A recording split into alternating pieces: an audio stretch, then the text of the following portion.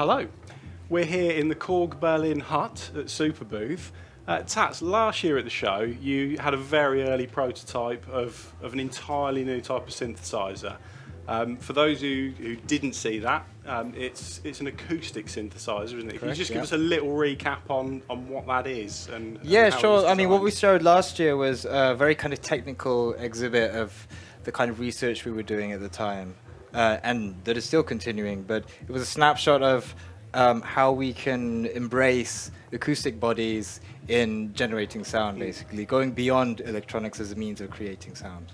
Yeah, fantastic. And it was, I believe it was phase 5 that you showed us last year, named it, wasn't it? And we're now in phase 8. We are in phase 8. It looks like it's come on quite a long way in the last 12 months. Yeah, I would say so. I think the biggest kind of advances has been in kind of, if you remember what last year's looked like, making it small, which is a lot of stuff that we did under the hood.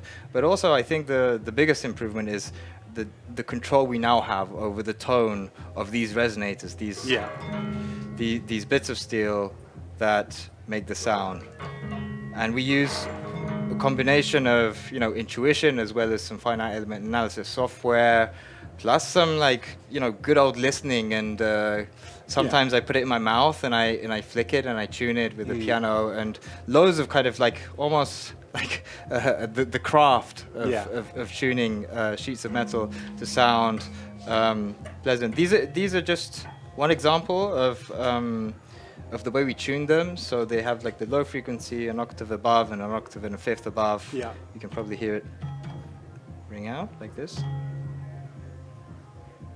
And that's the tuning we have on these prototypes, but we're not limited to that. That's only one approach out of many. Cool, amazing. So, I mean, last year you showed us we could generate tones from it on the buttons. This year, you showed me a moment ago, you're now able to sequence. You've now got a lot more control over what it's generating directly on the device itself. Yeah, absolutely. So last year was about how do we work with these acoustic bodies as a way of making sound. This time it's all about how do we put that into a product and make it something fun that you can jam with, make music with.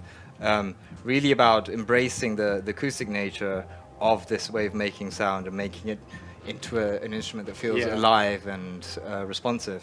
Yeah, and I suppose that's the overall plan for this is for the technology to find its way into a self-contained instrument, yeah? Yeah, absolutely. We're not at the product yet, but we're looking to put something out that's very similar to this. Yeah.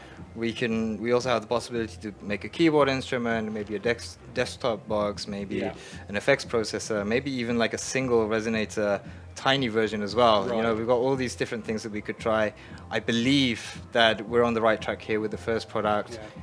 So expect something fairly similar to what you're seeing now. Awesome. Well, it certainly looks like it's come on a long way. And are we able to have a little listen to it? Yeah, of course. So, I mean, I just hit it with a stick. So that was a very kind of brutal way of extracting sound off this.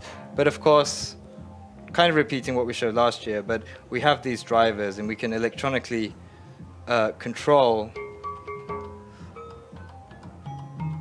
the hammer, as it were, that hits the resonators. Yeah. And so this is in between an acoustic and an electronic instrument. The acoustic part is all built into these kind of sheets of metal, the resonators. The electronic control is in triggering them, and also in a normal acoustic vibrating body, it decays, so the sound goes away. We have a way of maintaining the oscillations in a way where we have sustain, so you can do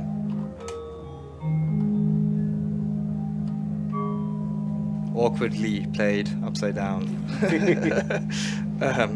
more drawn out organ, kind of more ambient pieces. So we have a bit of both. So we have the more synthy side of it, we also have the more percussive side of it. And if I was to make a very short envelope percussive sequence like that, I don't know what that is. That was whatever was there before. Maybe a bit longer. And what we have is we have VCAs for every voice in here, and that is controlling the envelope. But what we can do, much like the pedal on the piano, is we can open up all the VCAs regardless of whether they're triggered or not. Yeah. So that'll be this fader here.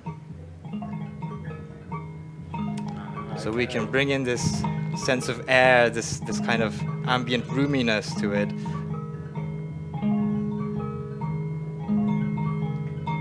And turned all the way up, it's very much like we have so much sympathetic resonances from the other resonators that are not making sounds, and they're all kind of singing together. And in this state, all the VCA is open. It's responding to everything that's happening to it and around it. You can have feedback from the speakers if you hold it up. Oh, I just turned the speakers down, didn't I? But, you know, almost like a guitar, you can get feedback onto it. And this is all part of creating an instrument that really does respond to the environment that it's in. We can, of course, interact with the resonators themselves because they're... Let me just add some... Oh, that's a bit crazy. Sorry. For example, we can... A bit like prepared piano type playing.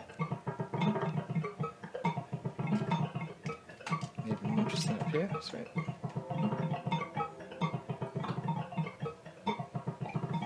And you can even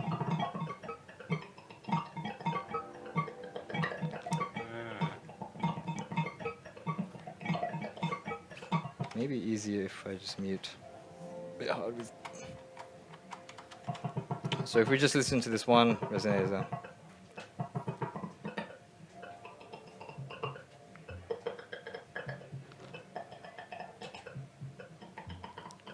So not only does it respond to the environment, you can go in and interact with the way it makes a sound. That's fantastic. Yeah. So well, I'm really looking forward to seeing how it is next time around. Thank you very much. Thank you. And yeah, a pleasure to see you again.